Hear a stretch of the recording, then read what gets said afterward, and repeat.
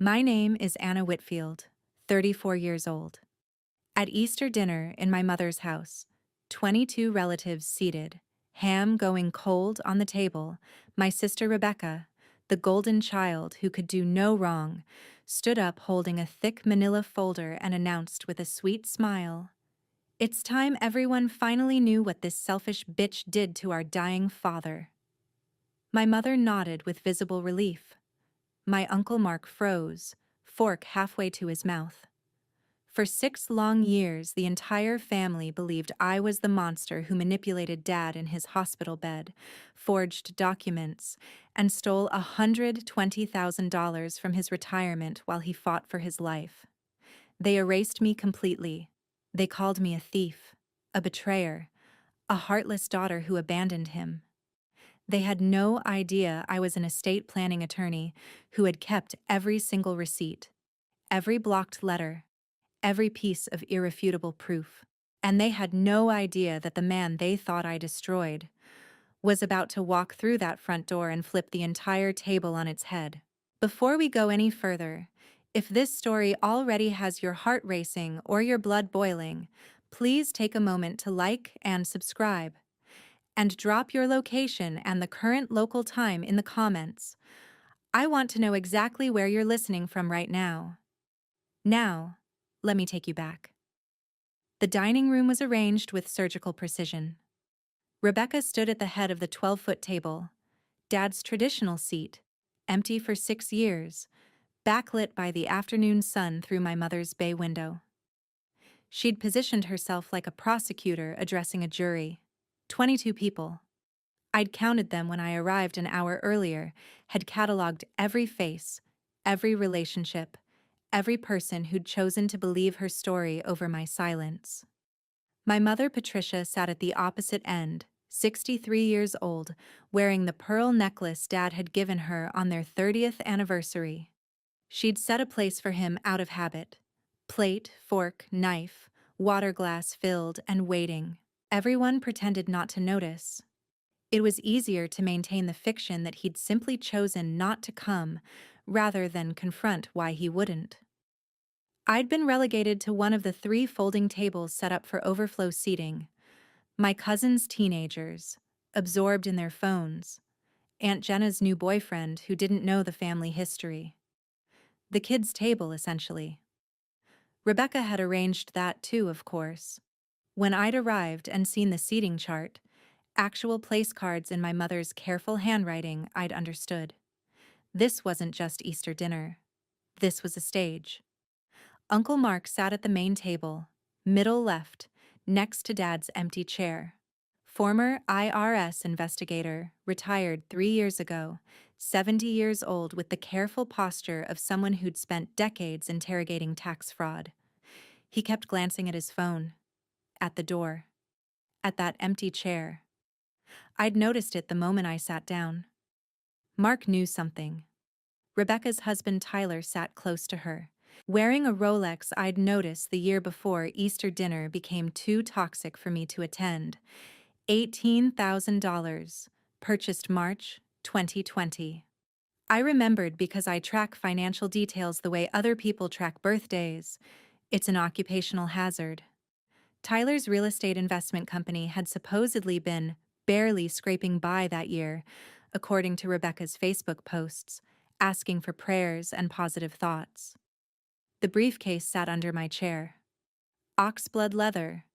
A gift, actually, from Dad, sent through Uncle Mark in 2021 after I'd made partner. No card, but I'd recognized his handwriting on the shipping label. I'd carried that briefcase from my Chicago apartment to Oak Park like I was walking into a deposition. Because this was a deposition, and I was the only one who'd prepared. My phone had buzzed 20 minutes ago. Unknown Indiana number. The text was simple. Almost there.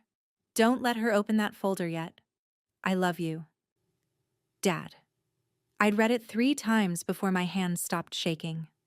Rebecca kept touching the folder on the table in front of her. Manila, about an inch thick, labeled in her neat handwriting, Whitfield Estate, P.O. a documentation.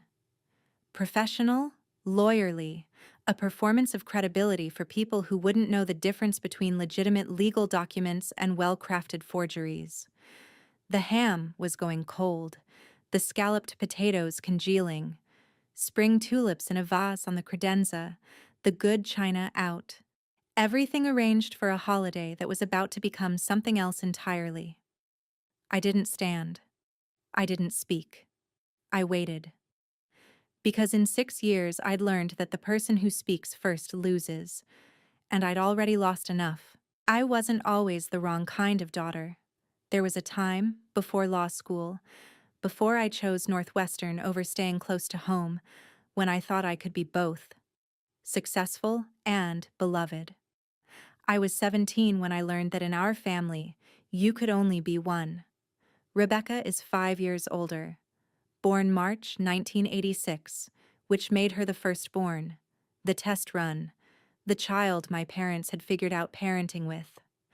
By the time I arrived in June 1991, they'd already decided what worked: attention for achievement, proximity over everything, and Rebecca as the template for what a good daughter looked like. She was a cheerleader, prom queen, married Tyler at 24 in a wedding that cost more than my first year of college, 3 children by 30. She lived 2.5 hours away in Fort Wayne, Indiana, but the family narrative positioned her as the daughter who stayed. I lived 25 minutes from my parents in Oak Park, worked in downtown Chicago, visited every other weekend, called 3 times a week. But distance became disloyalty in a family where Rebecca controlled the story. The pattern was set early. Rebecca's problems became family emergencies. My achievements became Anna being Anna. She doesn't need us. In 2014, Rebecca's first real estate investment failed. Tyler had over-leveraged on a commercial property that never found tenants. They needed $35,000. My parents mortgaged the house to help. I was in law school, found out months later, offered to help repay. Mom said, "It's handled. Don't worry about family business." I learned later, much later through a private investigator's report in 2023, that the $35,000 was never repaid. My parents' mortgage went from $89,000 to $124,000. They absorbed the debt. Rebecca absorbed the lesson. Parents will choose her story over facts. The family photo wall in my mother's hallway tells the story more honestly than any of us ever did. 23 photos of Rebecca's life. Wedding, babies, beach vacations, candid moments of her laughing with mom over coffee. 4 photos of me. High school graduation. College acceptance letter held up like a trophy. 1 random Christmas where I'm smiling but my eyes are looking somewhere else. And my law school graduation, where Dad's arm is around my shoulders and I'm wearing the expression of someone who's just won something but isn't sure anyone else is celebrating. I stopped expecting new photos after 2016. By the time Dad got sick in 2017, COPD first, a lifetime of smoking he'd quit in 2003, but the damage was done, then congestive heart failure that October. The architecture was already in place. Rebecca was the devoted daughter. I was the career-focused one who didn't understand family pressure. Dad was 57. Too young for this, the doctors said. But his heart didn't care about timelines. He was hospitalized 3 times that first year. Rebecca moved him to Fort Wayne, temporarily, to help Mom manage appointments. I visited every other weekend, called 3 times a week. But Rebecca's narrative, I'm the one who's here, stuck because she was the one telling it. There's a thing that happens when you're good at your job. People start to see your competence as coldness. I'd built a career at Hastings and Monroe, mid-size firm, estate planning division. I helped families protect their legacies, navigate the legal complexities of end-of-life care, prevent financial exploitation. I was good at it. Meticulous, detail-oriented, professional. Rebecca used that against me. Anna only cares about paperwork and legalities. She can't just be a daughter, she has to be an attorney. She positioned my expertise as emotional distance, my professional restraint as lack of love, and the family, comfortable with Rebecca's version of reality, accepted it. I didn't fight the narrative. Fighting makes you look defensive. I'd learned that in litigation training. So I stayed quiet, visited Dad when I could, helped Mom with insurance paperwork, and watched my sister slowly rewrite my relationship with my father in real time. The irony is that my specialty was elder financial exploitation. I'd spent 3 years building cases against caregivers, family members, trusted advisors who'd manipulated vulnerable seniors out of money, property, dignity. I'd won a $2.3 million judgment in 2021 against a caregiver who'd systematically drained a 78-year-old client's accounts. I just never thought I'd need to build a case against my own sister. Not until October 2018. Dad was admitted to Northwestern Memorial Hospital on October 11th. Severe breathing difficulty, fluid around his heart, COPD exacerbation complicated by congestive heart failure. They put him in room 814 with an oxygen mask and told us it was serious but manageable if he followed treatment protocols. I arrived from work still wearing my suit. Rebecca had driven the 2.5 hours from Fort Wayne, was already there playing dutiful daughter for the nurses.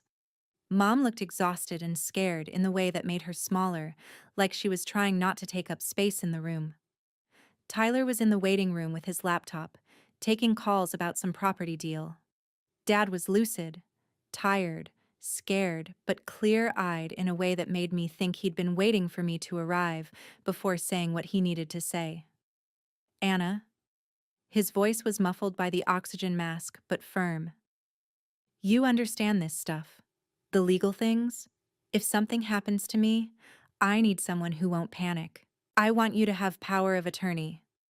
Rebecca's face when he said my name. Not surprise. Calculation. The social worker brought forms on October 13th. Dad insisted.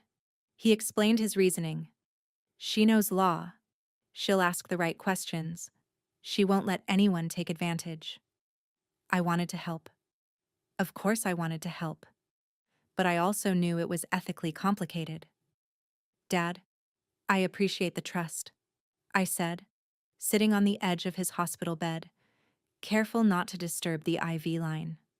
But I work in estate planning. If I act as your power of attorney and make financial decisions, it could be seen as a conflict of interest. I think you should choose someone neutral, or at least, let me connect you with a professional fiduciary. It was 2:30 in the afternoon. I have the phone log proving I called my managing partner Judith Brennan immediately after for ethics guidance. She confirmed what I already knew. Technically permissible, but professionally risky. Better to decline. In the hallway, Rebecca was on her phone, pacing. I heard fragments. If she gets control of his money. I drafted a formal declination letter on October 15th. Had it notarized at the hospital's patient services office. Carol Hendricks, Notary Public. Stamp number 3819255561120 a.m. I gave one copy to Dad, filed one with my firm, sent one to Mom's address where Dad's mail went. The letter was clear. Due to professional ethics guidelines governing fiduciary relationships, I respectfully decline to serve as power of attorney. I recommend appointment of a professional fiduciary or neutral third party. This decision is made in Dad's best interest to avoid any appearance of impropriety. Dad understood. He kissed my forehead, said, "You're the good one, Anna." 2 weeks later, I'd be accused of being the opposite. What I didn't know? What I wouldn't discover until 2022? When I hired a private investigator named Vincent Graves and paid $12,000 for the truth, was that 3 days after my declination, Rebecca obtained a blank POA form, created a revised version dated October 18th, and used a signature stamp she'd gotten from Mom's house to forge Dad's signature. James had kept a signature stamp for years, insurance paperwork mostly. It was easier than hand-signing dozens of forms when his arthritis flared up. Mom kept it in the desk in the study.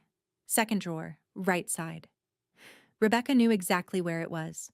She filed the forged POA with Heartland Credit Union in Fort Wayne on October 22nd. The document listed her as having power of attorney, but in the fine print, the part most bank tellers don't read carefully, she'd used my name as the authorized agent. Clever. It gave her access while creating a paper trail that pointed to me. The withdrawals started immediately. October 22nd, $15,000. Branch records show a woman matching Rebecca's description, but the withdrawal slip has POAA Whitfield noted in the authorization field. November 3rd, $28,000. Same branch, same pattern. November 8th, $31,000. November 12th, $46,000. Total, $120,000 over 25 days. Dad's entire retirement account, built over 30 years of careful saving, gone in less than a month. Every withdrawal happened at the Fort Wayne branch. Not one occurred within 50 miles of my Chicago residence or place of employment. I would discover this detail on page 56 of Vincent Graves' report, accompanied by bank security footage stills time-stamped and dated. November 12th, 2:47 p.m. A woman, 5'7", blonde hair, matching Rebecca's description, presenting POA documentation, withdrawing $46,000 via bank check. Her silver Honda Pilot visible in the parking lot. Indiana plate KLM 8834, registered to R. Whitfield. I have watched that footage 17 times. Rebecca smiled at the teller. Made small talk about the weather. Withdrew our father's life savings like she was depositing a check. The audio is clear. My father asked me to handle this while he recovers. He's so grateful to have family he can trust.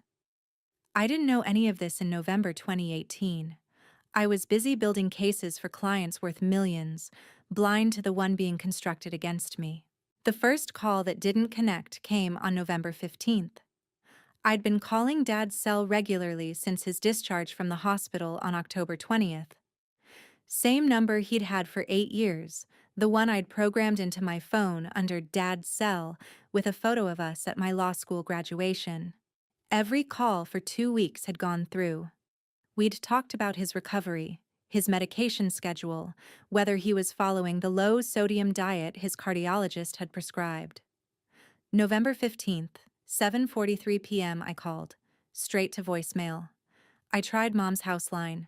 Rebecca answered. Dad doesn't want to talk to you. Don't call again. The floor dropped out from under me. What? Why? What happened? You know what you did. Don't play innocent. Rebecca, I have no idea what you're talking about. Put Dad on. He's resting. And he said if you called, I should tell you he's done. He knows about the money, Anna. He knows everything. The call lasted 1 minute, 32 seconds. I saved it. I saved everything. The email came the next day. From Dad's address, james.whitfield1960@gmail.com, the account he'd set up when he retired and started doing more online banking. The subject line, Dad, what's going on? I'd sent 3 increasingly frantic emails the night before. His response was surgical. Anna, I trusted you with my financial future. You manipulated my illness and took advantage. I have bank records showing you withdrew $120,000. I don't want contact. Please respect my wishes. The email was sent November 16th, 10:22 p.m. I wouldn't discover until Vincent's IP address trace in 2023 that it originated from Rebecca's home network in Fort Wayne, not the assisted living facility where Dad was supposedly staying. She'd sent it from his account. He never saw my emails, never wrote that response. My 6-paragraph reply, explaining the declination, attaching the notarized letter, begging him to look at the dates, bounced back, email address deactivated. I drove to Oak Park on November 18th. Sunday afternoon. The trees already bare. The street where I grew up looking smaller than I remembered. Mom answered the door. Wouldn't let me in. Your father is in Indiana, recovering. He doesn't want to see you. Rebecca explained everything. Mom, I didn't take any money. I have proof. I declined the POA. I can show you. Anna. Rebecca showed me the bank statements. Your name is on the withdrawals. Why are you lying? Because someone forged my name. Mom, please, this doesn't make sense. What doesn't make sense is you stealing from your sick father and then trying to blame your sister. Patricia stood in the doorway, hand on the frame, physically blocking entry. Behind her, I could see Rebecca's coat on the rack, Rebecca's car in the driveway. Rebecca was inside, listening. As I turned to leave, I looked up. Second floor, guest bedroom window, Rebecca watching. Not upset. Satisfied. Thanksgiving came 4 days later. I wasn't invited for the first time in 34 years. I drove past the house anyway. Couldn't help myself. Parked down the block at 4:30 in the afternoon. Watched through the lit windows. Rebecca at the head of the table in Dad's spot. Tyler, Mom, Uncle Mark, cousins. The whole extended family. The empty chair where I should have been wasn't even set. The table was arranged for exactly the number of people they'd invited, and I wasn't a missing piece. I was just gone. I'd made Dad's favorite pie that morning. Chocolate pecan, the recipe he'd taught me when I was 12.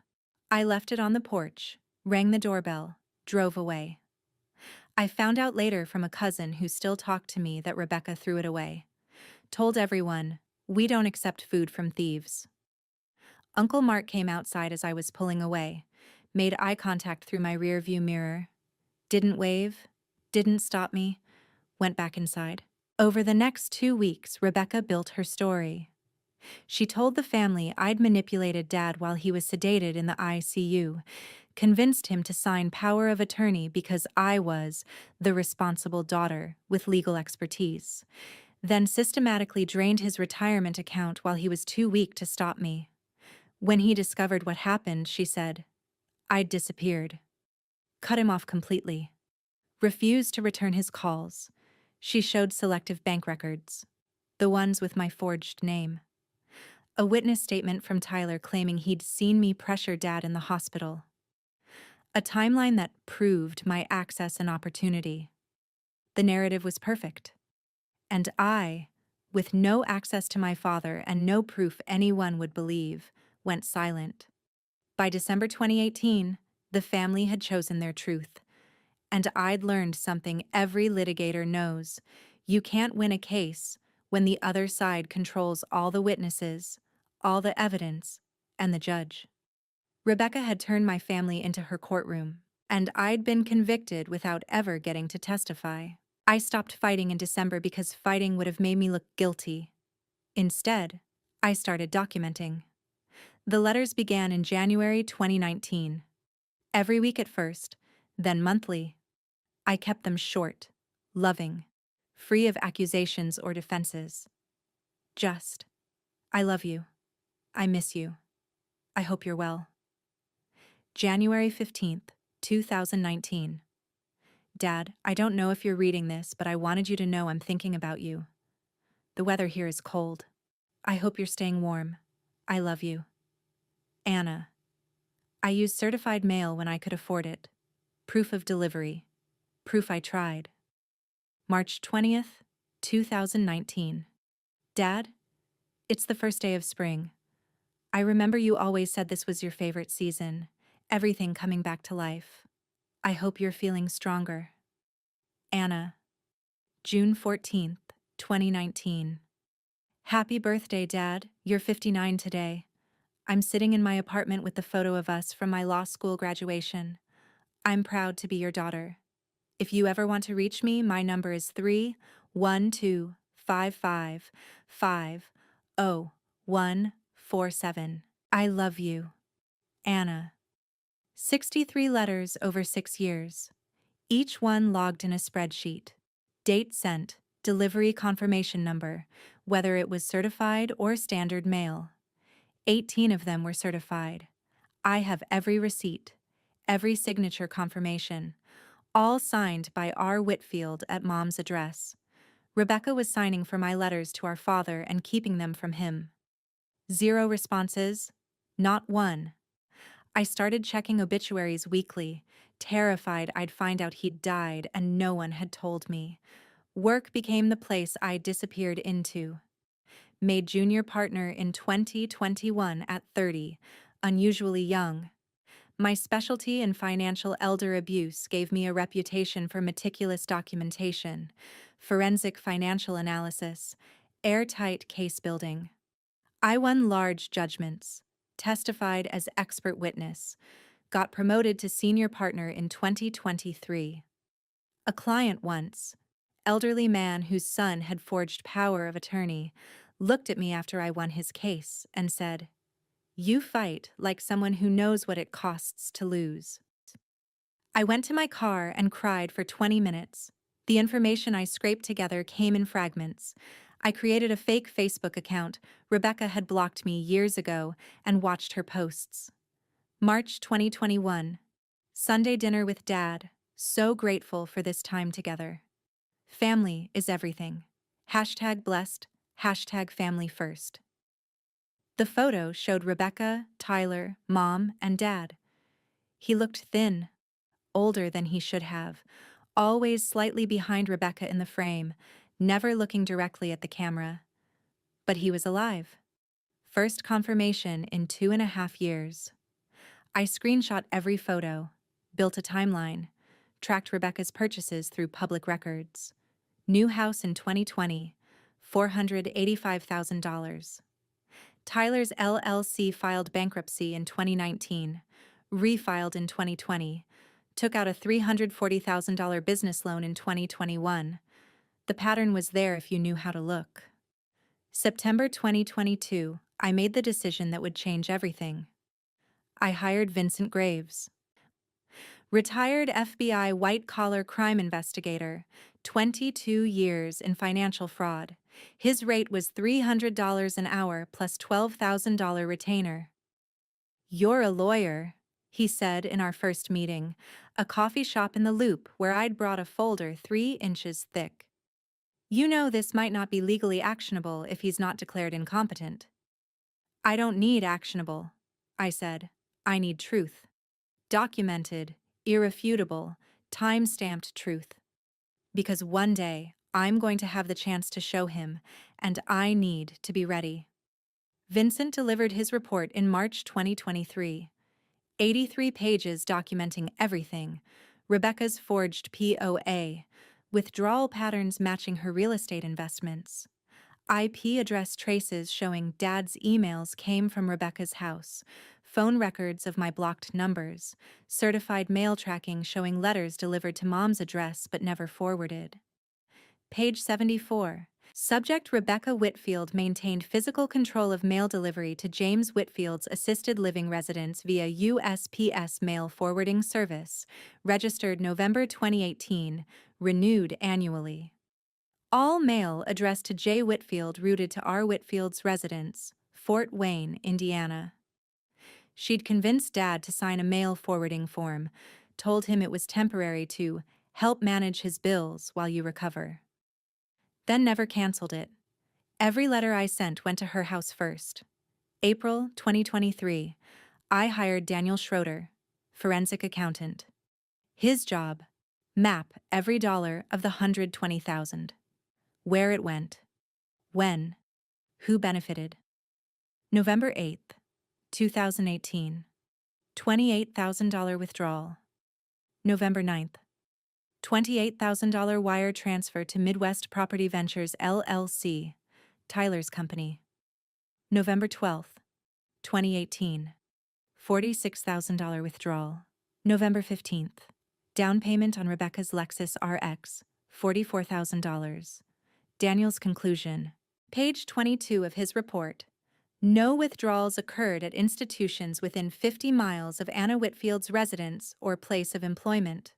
All transactions occurred at Heartland Credit Union, Fort Wayne branch, using POA documentation filed under Rebecca Whitfield's account access. I had proof. 83 pages from a former FBI investigator, 22 pages from a forensic accountant, 18 certified mail receipts, copies of all 63 letters, the notarized POA declination. I just had no access to the person who needed to see it. 2023 became 2024. I kept sending letters. Monthly now, the hope dimming but the routine unbreakable. Promoted again, department head, the youngest in the firm's history. Built a life around the hole where my father used to be. March 1st, 2025, I sent letter 63. My handwriting shakier now. 6 years of silence had eroded the certainty that he'd ever read them. But I wrote anyway, because stopping would have meant accepting that Rebecca had won. March 10th, my phone rang. Unknown Indiana number. I answered. Background noise, hospital sounds, someone talking in the distance, then a hang-up. I called back. Disconnected number. I didn't know it was Dad, given his phone back briefly by a nurse, trying to remember my number. Dialing wrong. I didn't know that everything was about to change. The briefcase I carried to Easter dinner had been packed at 6 a.m. that morning. Every document in protective sleeves, color-coded tabs, chronological order. This wasn't hope. This was preparation for war. Tab 1, red. Original POA, declination, notarized October 15th, 2018. Tab 2, blue. Vincent Graves Investigative Report, 83 pages, March 2023. Tab 3, green. Daniel Schroeder Forensic Analysis, 22 pages, April 2023. Tab 4, yellow. Certified mail receipts, 18 total, 2019 through 2025. Tab 5, orange. Copies of all 63 letters, chronological order. Tab 6, purple. Rebecca's forged POA document, obtained through PI subpoena. Tab 7, black. Timeline comparison chart. Withdrawals versus Rebecca's major purchases, color-coded by date, amount, recipient. The briefcase itself was oxblood leather, the one Dad had sent when I made partner.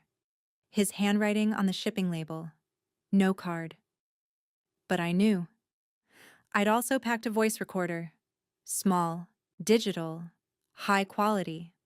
Because I knew Rebecca would perform, and I wanted every word documented.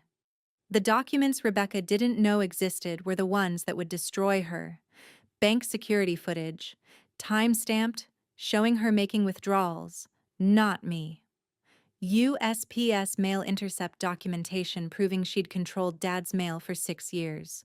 Phone records showing my numbers blocked on Dad's phone. Setup date November 16th, 2018.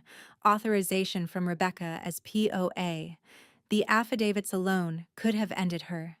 6 of them, notarized, dated, signed. Carol Hendricks, the notary who'd witnessed my POA declination. Judith Brennan, my managing partner, confirming the ethics consultation. 3 colleagues who'd received my emails about declining POA in October 2018. Vincent Graves, attesting to investigation findings.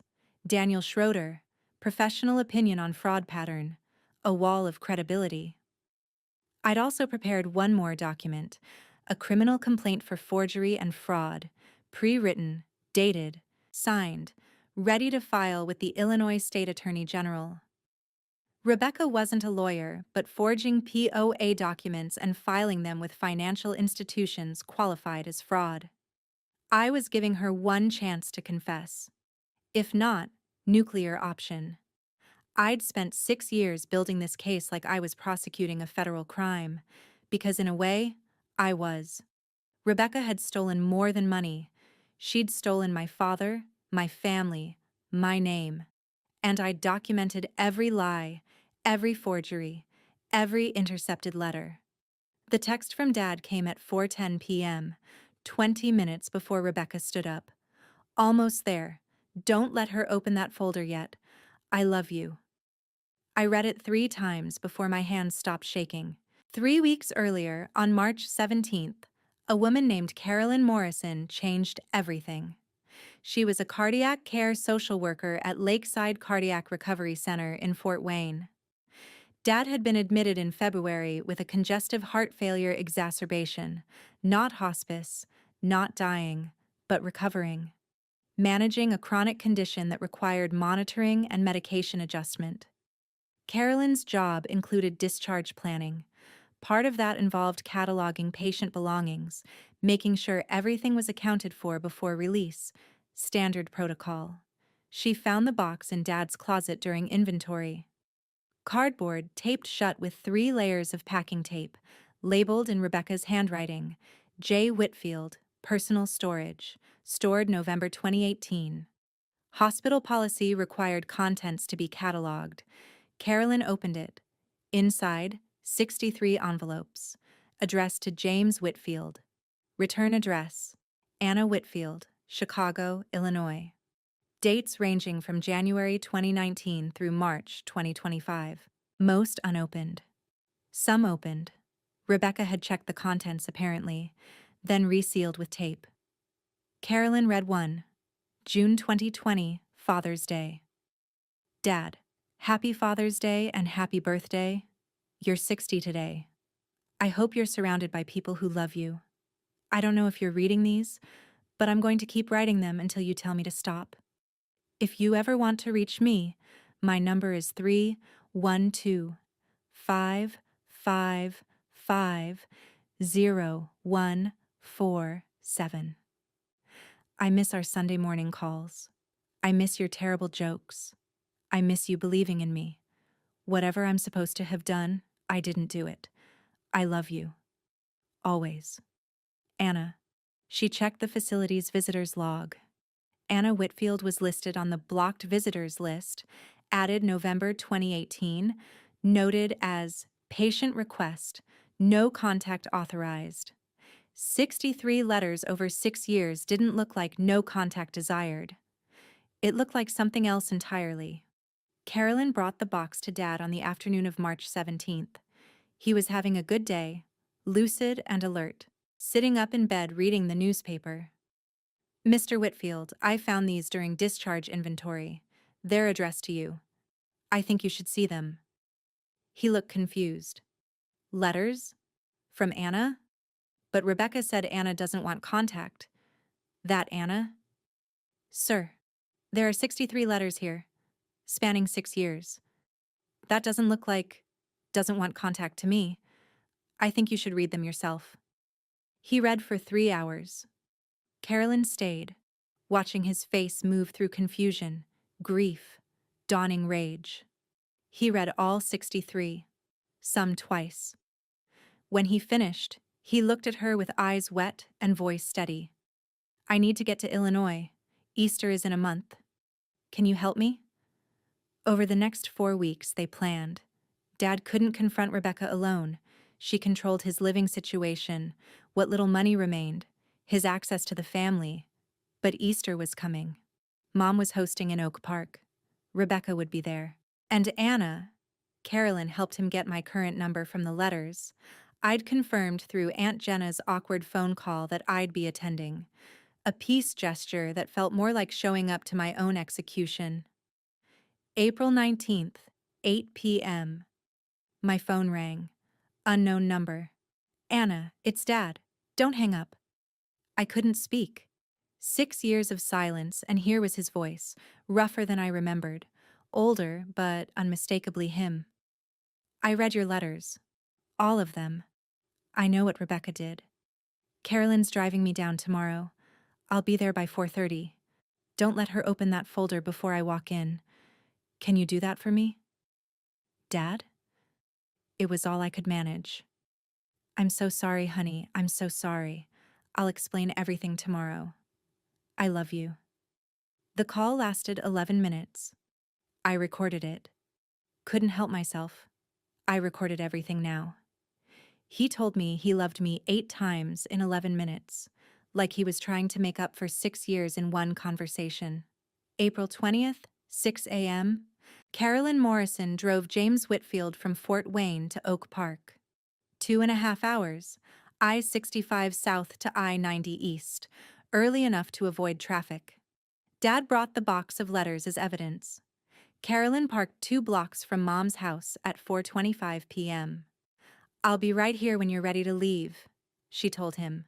A stranger was about to give me back my father, a social worker who'd found 63 letters during routine inventory and chose truth over protocol, who took a personal day to drive a cardiac patient to confront his family, who waited in her car while he walked into the room where I'd been convicted without trial. Rebecca's folder was theater. That's what I understood the moment she stood up. She'd positioned herself perfectly. Backlit. Folder held high.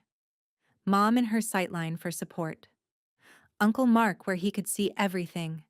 The extended family arranged in concentric circles of relationship and judgment. "Before we say grace," she began, voice steady, practiced, "there's something I need to share. Something I've kept quiet about for too long, out of respect for Dad's wishes. But he's not here, and Anna is. And I think everyone deserves to know the truth about why our family fell apart." She opened the folder, started pulling out documents, passing them around the table.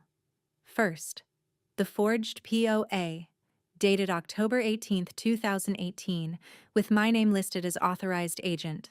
It looked real, professional, notarized. She'd found a notary willing to backdate, apparently, or forged that too. Second, bank statements from Heartland Credit Union showing withdrawals with POA A. Whitfield notations. October 22nd through November 12th. 4 transactions totaling $120,000. Third, an affidavit from Tyler claiming he'd witnessed me pressuring Dad in the hospital, telling him he needed to sign documents while he was barely conscious. Fourth, a timeline she'd created, printed on cardstock, showing my opportunity and access during Dad's hospitalization. The document circulated. Cousins murmured. Aunt Jenna looked at me with something between pity and disgust. Rebecca's voice broke on cue. October 18th, 2018. Anna filed power of attorney, claiming Dad requested it while sedated. November 2018. Withdrawals begin. 15,000, 28,000, 31,000, 46,000. Dad's entire retirement savings gone in 1 month. When he discovered it, Anna cut off all contact rather than face him. Mom's face, vindicated, like she'd known all along and was finally hearing someone else say it. Tyler nodding solemnly beside Rebecca, playing the supportive husband, conveniently forgetting that his business had received $28,000 of that stolen money. Rebecca crying now, performance tears, the kind that come with practiced ease. I didn't want to believe it. She's my sister. But the evidence. Cousin Bradley spoke up. "Anna, is this true? Did you really—" Aunt Jenna. "Anna, why didn't you defend yourself?" 6 years of silence. Rebecca, voice breaking perfectly. "Because she can't. Because it's true. And she knows it." My hands were under the table, gripping the briefcase handle. 6 years of preparation compressed into oxblood leather. I could end this now. Pull out the receipts, the PI report, the forensic analysis, destroy her in front of everyone. But Dad had said wait, so I sat there, silent, while Rebecca performed the climax of a story she'd been rehearsing for 6 years. She'd built her case beautifully. Forged documents, fake witness, timeline that made me look guilty, tears at exactly the right moment. There was just one thing she didn't know. The front door opened. Everyone turned. James Whitfield, 65 years old, thin, oxygen cannula in his nose, small portable tank on a wheeled cart, stood in the doorway of Patricia's dining room. The room went silent. Mom dropped her fork. The sound of metal on china impossibly loud. Rebecca's face drained of every drop of color. "Rebecca," Dad said, quiet but clear, voice steady despite the oxygen. Put that folder down. Uncle Mark stood up so fast his chair scraped. Patricia made a sound like she'd been punched. Cousin Bradley's mouth opened, but nothing came out. Rebecca didn't put the folder down. She was frozen, holding it against her chest like a shield that had suddenly turned to paper. "Dad," she managed, voice shaking. "You shouldn't have driven. Your heart. You need to rest. Let me." "I didn't drive," Dad said, stepping into the room, wheeling the oxygen cart. "Carolyn brought me. She's waiting outside. And I'm not confused, Rebecca. I've been confused for 6 years. I'm clear now." He looked around the table. At Mom, pale and rigid. At Uncle Mark, standing like he was at attention. At the cousins, the extended family, the 22 witnesses to what was about to become either my vindication or my final condemnation. Then he looked at me. Our eyes met for the first time in 6 years, 5 months, and 5 days. His face broke, just for half a second. Grief and love and apology compressed into one expression before he hardened again. "Anna," he said, "come here." I stood, moved around the folding table, past the teenagers who'd gone silent, past Aunt Jenna, who looked like she was watching a car accident, past Tyler, who was inching toward the door. Rebecca stepped into my path. "Dad, you don't understand. She's manipulated you again. Move," Dad said. Not loud, but absolute. Rebecca moved. I reached him. He pulled me into a one-armed hug, the other hand on the oxygen cart for balance. He smelled like Old Spice and hospital soap and the father I thought I'd lost forever. "I'm so sorry," he whispered. "I should have trusted you." "You didn't know," I whispered back. "You couldn't have known. I should have questioned why you'd suddenly go silent. I should have... We'll talk later. Right now, let's finish this." He released me, turned to the table. "For 6 years," he said, addressing the room. "Rebecca told me Anna had stolen my money and abandoned me. She showed me bank statements. She read me emails she said were from Anna, saying Anna didn't want contact. She controlled my phone, my mail, my visitors. I believed her because she's my daughter and I didn't think she'd lie." Patricia found her voice. "James, what are you saying?" "I'm saying 3 weeks ago, a social worker found a box in my closet, 63 letters from Anna, birthday cards, Father's Day cards, Christmas cards. Letters telling me she loved me, asking why I wouldn't talk to her, begging to know what she'd done wrong. 6 years of letters I never knew existed." He reached into his jacket, the brown one I'd given him for his 60th birthday, the one I'd wondered if he still had, and pulled out an envelope. March 2025. My handwriting. Because Rebecca hid them. The number landed like a physical thing. 63. The room absorbed it. That wasn't neglect. That was a campaign. Rebecca's mouth opened. "Dad, those letters. I was protecting you. She was trying to manipulate. Show them what's really in that folder," Dad said. "Not the performance version. The truth." I lifted my briefcase onto the table. The oxblood leather looked dark against the white tablecloth. Set it down right in front of Rebecca's manila folder. "My turn," I said. I opened the briefcase, removed the first document, tab 1, red. Held it up so everyone could see the notary stamp. "This is my formal declination of power of attorney," I said, voice steady, attorney mode fully engaged. Dated October 15th, 2018. Notarized by Carol Hendricks at Northwestern Memorial Hospital at 11:20 a.m., 3 days before Rebecca claims I filed POA. I passed it to Uncle Mark. "You investigated financial fraud for 22 years. Check the notary stamp. Check the date." Mark examined it, looked up at Rebecca. "This is legitimate. Notary stamp, seal, Signature. Dated October 15th. My managing partner, Judith Brennan, can confirm I consulted her about the ethical implications before declining. I continued. I have 3 colleagues who received emails from me that week explaining my decision. I declined because serving as Dad's POA while working as an estate planning attorney created a conflict of interest. Cousin Bradley, but the bank statements show your name on the withdrawals. They show my name, I said. They don't show me. I pulled out tab 6, the forged POA, set it beside my declination. This is the document Rebecca filed with Heartland Credit Union on October 22nd, obtained through private investigator subpoena. Notice the date, October 18th, 3 days after my declination. The signature matches a signature stamp, not Dad's actual handwriting. Forensic analysis confirms it. Rebecca had access to that stamp. It was kept in Mom's desk for insurance paperwork. I pulled out tab 3, Daniel Schroeder's forensic analysis. This is a timeline of every withdrawal. All occurred at Heartland Credit Union, Fort Wayne branch. Not one within 50 miles of my residence or workplace. I laid out the comparison chart, color-coded. Dates matched perfectly. November 8th, $28,000 withdrawal.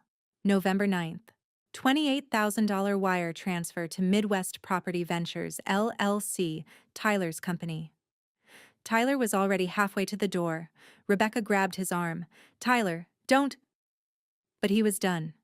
He walked out, left her there alone. November 12th, $46,000 withdrawal. I continued. November 15th, down payment on Rebecca's Lexus RX. $44,000. The Lexus she drove here today. I pulled out the bank security footage stills. Time-stamped. Clear images of Rebecca at the teller window. This is Rebecca making the withdrawal on November 12th at 2:47 p.m. Not me, Rebecca.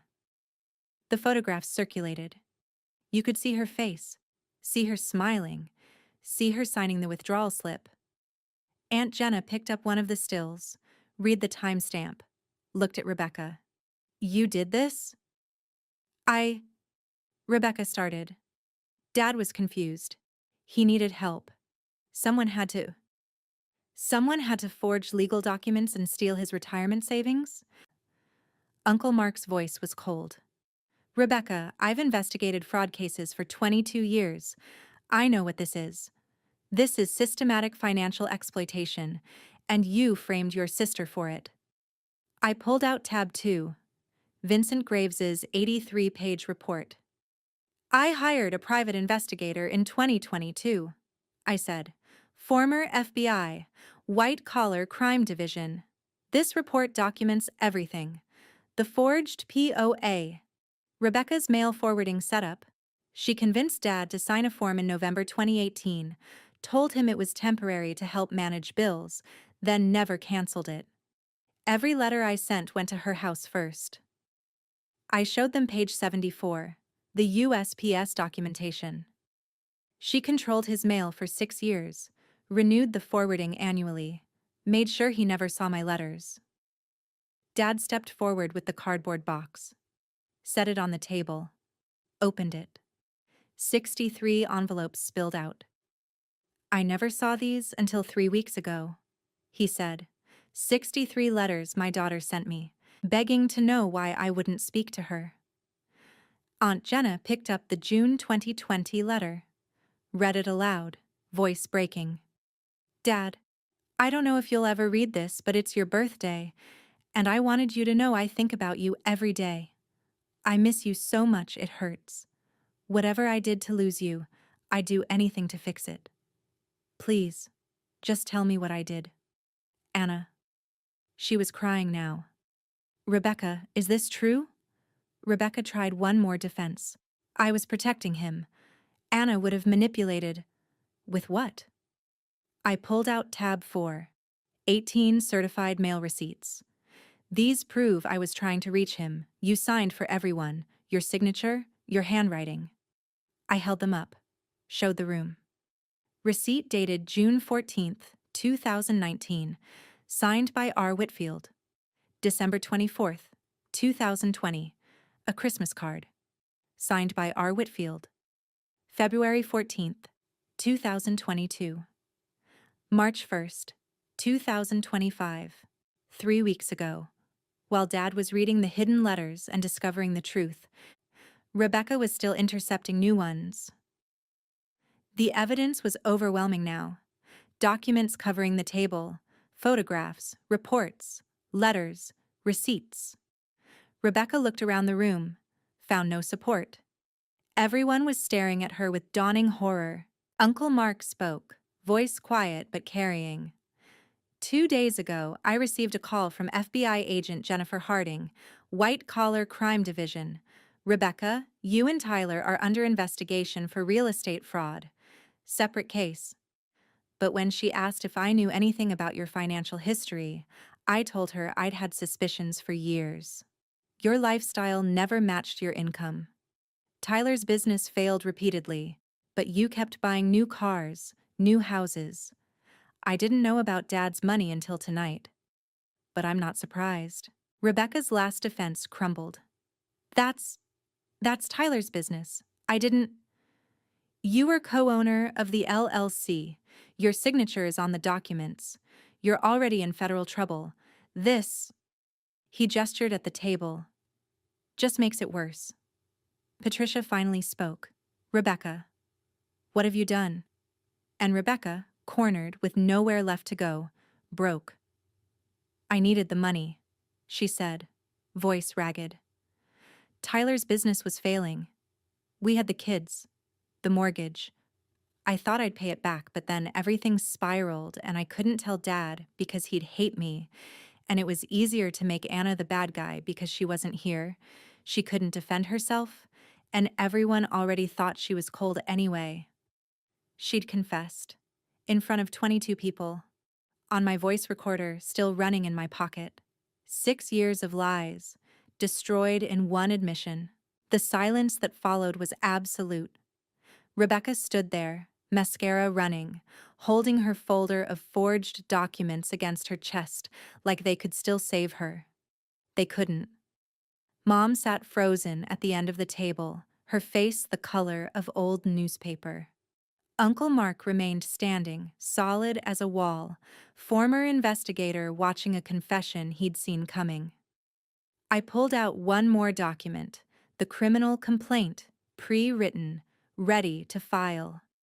I wrote this 3 months ago, I said, showing Rebecca.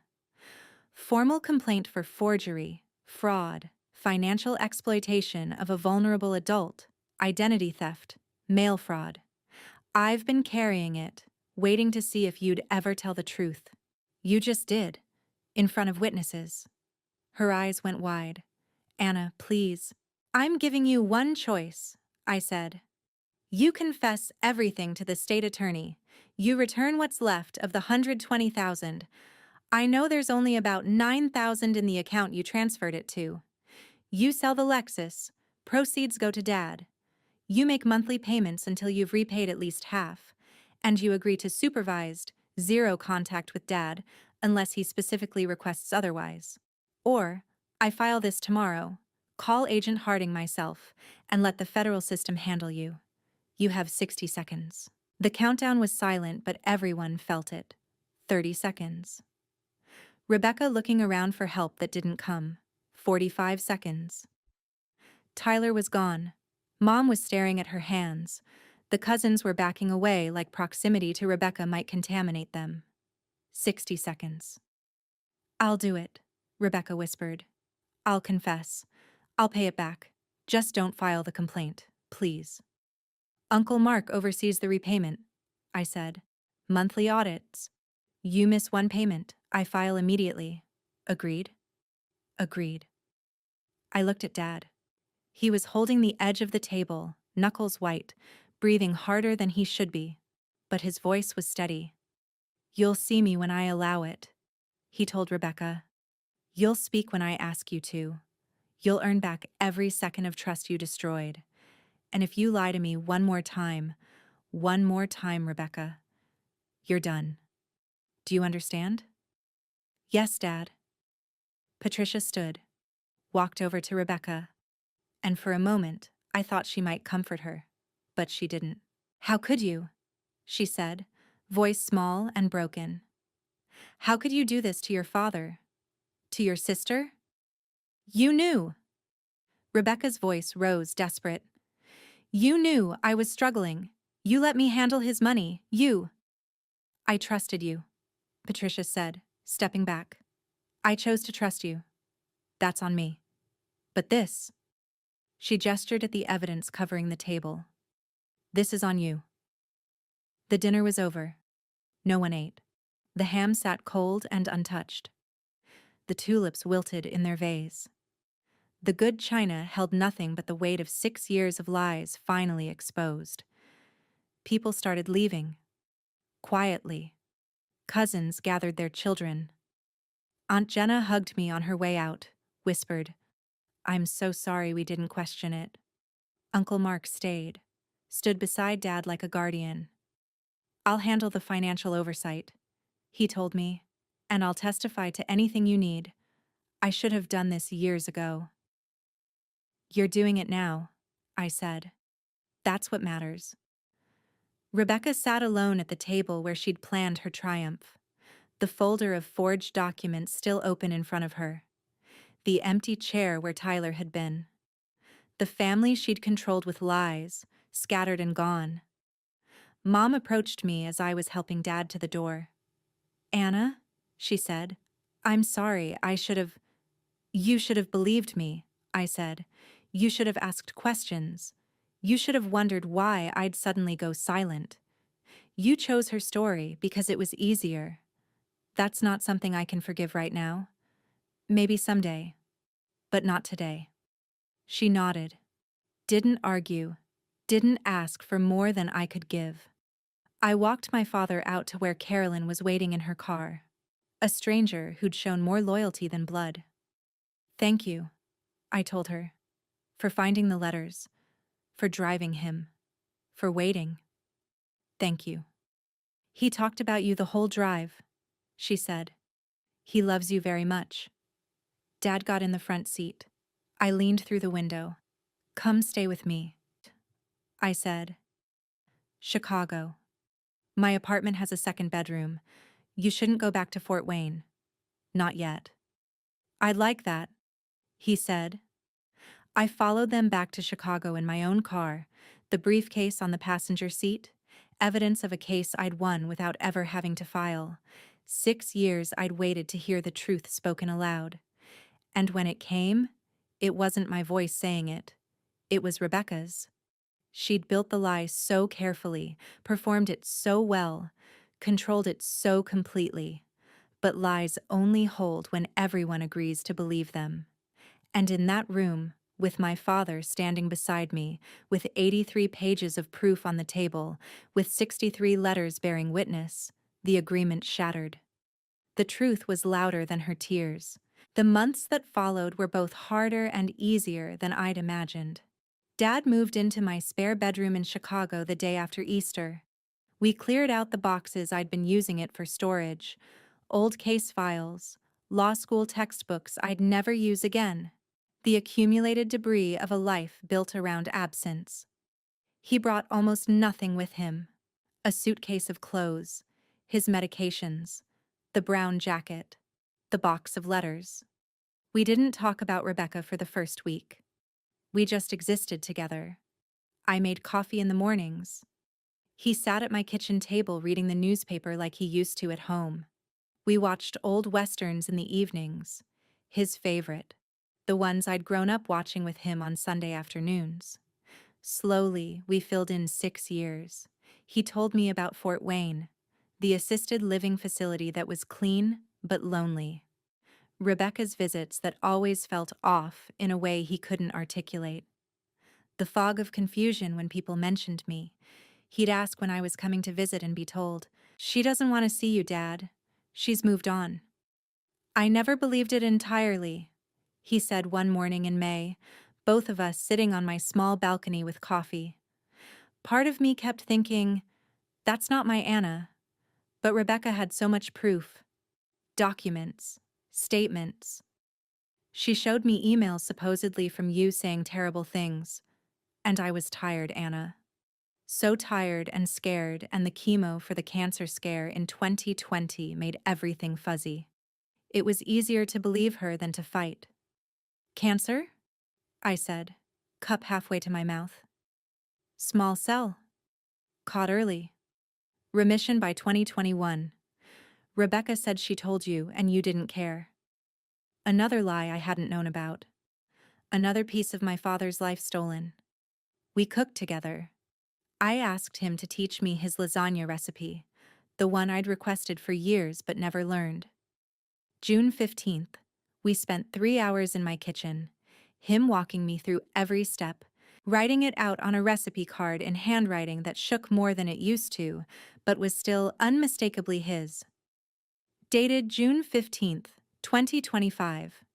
He wrote at the bottom, "For Anna, who never stopped trying." I framed that card. It hangs in my kitchen still. Rebecca tried to visit 3 times, May, July, October.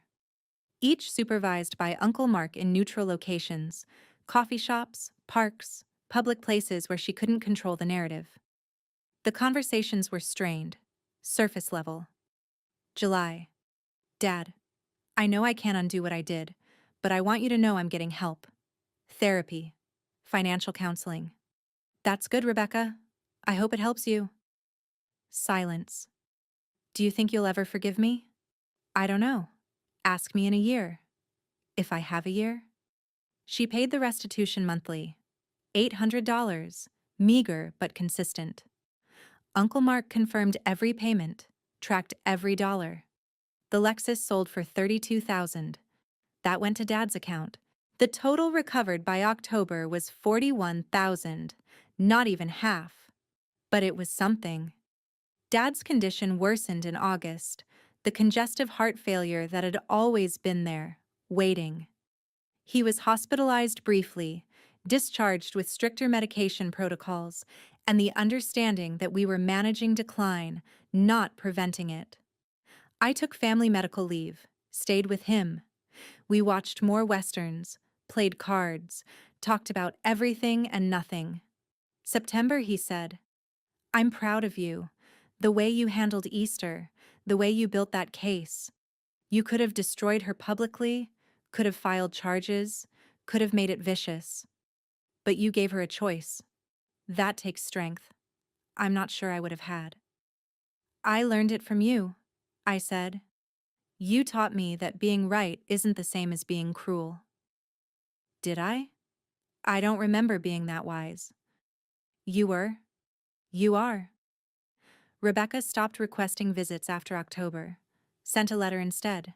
Single page. Single sentence. "I'm sorry I stole your father from you. I can never give that back." She was right. She couldn't. January 8th, 2026. Dad's heart gave its final warning. Severe chest pain. Shortness of breath even with oxygen. I called 911, but I knew. He knew. "No hospital," he said. "Please, I'm done fighting." I called hospice. They came within 2 hours. Set up equipment in my apartment. Made him comfortable. He was lucid that last day. Remarkably clear for someone whose heart was failing. We talked. About Mom. She made mistakes. But she lost too. She lost you. Lost me. Lost the truth. That's punishment enough. About Rebecca. She'll have to live with what she did. That's worse than any legal consequence. About me. You were always the strong one. I'm sorry it took me so long to see it. And then, late afternoon, light fading outside my windows, the city sounds of Chicago muted and distant. "Don't let this make you bitter, Anna. You got 6 years stolen. Don't give her the rest of your life, too." "I won't, Dad. I promise." "And your mom. She made mistakes. But she lost, too. She lost you. Lost me. Lost the truth. That's punishment enough. I'll think about it." He smiled, closed his eyes. His breathing slowed. I held his hand. The same hand that had taught me to ride a bike, to throw a baseball, to sign my name in cursive. The hand that had signed legal documents and trusted the wrong daughter and never stopped being my father even when he didn't know I was still his. He passed at 4:22 a.m., January 9th, 2026. Peaceful. Not alone. Not confused about who loved him. I called Uncle Mark first, then Aunt Jenna, Patricia third, Rebecca last.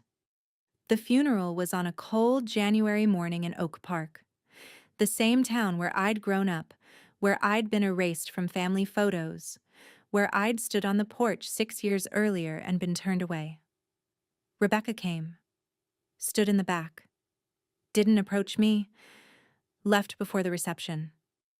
Mom tried to hug me. I let her, briefly, didn't return it with any warmth. We weren't there yet. Maybe we never would be. Uncle Mark gave the eulogy, talked about integrity, about truth, about the importance of questioning narratives we're handed. He didn't mention Rebecca by name. He didn't have to. We buried Dad next to his parents in the Oak Park Cemetery. The headstone read, James Michael Whitfield, February 14th, 1960 to January 9th, 2026. Beloved Father, the truth will stand. I'd chosen those words carefully. 3 weeks later, Rebecca's letter arrived. Single page. One sentence. I almost threw it away, but I opened it. I'm sorry I stole your father from you. I can never give that back. She was right. She couldn't. I keep that letter in a drawer with the 63 letters I'd sent Dad. Evidence of two very different kinds of persistence. His box of letters, proof I never stopped trying. Her one letter, proof she finally understood what she'd destroyed. I don't know if I'll ever forgive Rebecca. I don't know if I'll ever speak to my mother beyond holidays and obligatory calls. I don't know if the family will ever really recover. What I do know, I have the recipe card hanging in my kitchen. I have the briefcase that held the truth, retired now to my closet but never forgotten. I have 8 months of Sundays that no one can take from me. I have the knowledge that when it mattered most, when I was standing in that dining room with 22 people who believed I was a thief, I didn't flinch. I'd prepared, I'd documented, I'd waited, and I'd won. Not because I wanted revenge, because I wanted my father to know the truth before he died. I got that. Barely, but I got it. 3 months after the funeral, I was cleaning out Dad's things from my spare bedroom. Found something tucked into the brown jacket pocket, the one I'd given him for his 60th birthday. A photo. Me and him at my law school graduation. Both of us smiling. His arm around my shoulders. On the back, in his handwriting, Anna Whitfield, Esquire, June 2016, the good one. He'd carried it with him to Easter dinner, carried it through 6 years of Rebecca's lies, carried it not knowing if he'd ever see me again, but keeping the proof that once, we'd been happy. I framed that too. Last week, I took a new case. Elderly woman, 81, whose son has been systematically isolating her from her daughter. Classic financial exploitation pattern. The daughter came to my office with 6 months of documentation, blocked calls, returned letters. A mother who supposedly doesn't want contact, but whose behavior doesn't match the story. I looked at her evidence and saw my own face from 7 years ago. We're going to build a case, I told her. Document everything. Stay patient. The truth always surfaces. It just takes time. She asked me how I knew. I showed her the photo on my desk. Me and Dad. The law school graduation. The good one.